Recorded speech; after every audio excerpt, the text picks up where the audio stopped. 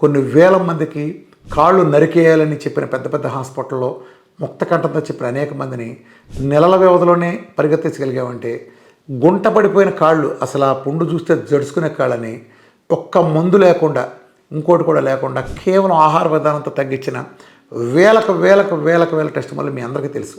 శరీరంలో ఏదైనా ఇదే టెక్నాలజీ. మీరు జాగ్రత్తగా గమనించండి. ఈ కార్డియాలజిస్టులు నేను సూటిగా అడుగుతున్నాను, అంటే చెడ్డ ఉద్దేశంతో చెప్పట్లేదు. వీళ్ళకి ఏంటంటే ప్రతిదీ భయపట్టాలి. చిన్ని కొలెస్ట్రాల్ ఇంత దాటిందంటే ఆయన వచ్చ పోన్సాలు ఆడి ప్యాంట్ తడిసిపోవాల్సింది అంతే. అట్లా చేస్తేనే స్టాటిన్ డ్రగ్స్ వాడి చేత సత్యవరకు వాడించగలం, సత్యవరకు రోగాల పాలెట్ చేయగలం.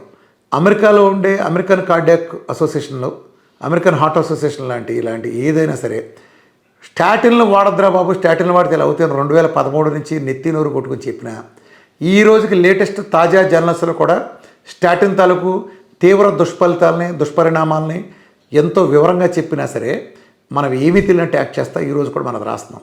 అదొక మాయలాగా మనం సృష్టించాం. ఎందుకంటే అదొక బిజినెస్ మోడల్, అది పక్కనట్టేయండి, దాని గురించి మాట్లాడవసలు. ఇప్పుడు వీళ్ళు ఏమంటారంటే ఆ రామకృష్ణ గారు మన గుండెలో రక్తనాళాలకు ఏదో పూడి ఎలా పూడొద్దండి. ఒక డైటు బొగ్గులాగా మాడిపోయిన ఇంత పెద్ద కాలు, ఇంత పెద్ద ఏరియాని కంప్లీట్ రికవర్ చేసి పరుగులు తీస్తాయండి. ఇంత పెద్ద పుండు ఉంటే ఆ పుండు అంతా తగ్గించగలిగిన అదే డైటు కింద చేసిన పని పైన ఎందుకు చేయదండి? గుండెలో రక్తనాళాలకు ఏం దిగొచ్చినాయండి? అయ్యన్నా మీరు అంటే స్పెషల్గా బంగారాన్ని పెట్టి చేయించారండి వాటిని ఏమన్నా? రక్తనాళాలు ఎక్కడున్నా ఇంచుమించు ఒకటే. ఇక్కడ అక్కడ ఆ స్పందనలో కొంచెం అటు ఇటు తేడా ఉంటుంది. ఎక్కడైనా అంతే. ఒక ఫ్లేక్ అందినప్పుడు రక్త ప్రసరణి సరిగ్గా అందక ప్రాబ్లం అవుతుంది. అది డైట్ క్లియర్ చేస్తుంది. అట్లనే ఇక్కడ కూడా అంతే. ఏదైనా ప్రమాదకరమైన ఇన్ఫెక్షన్స్ ఉన్నా ఇంకోటి ఉన్నా అద్భుతంగా సెట్ చేస్తుంది.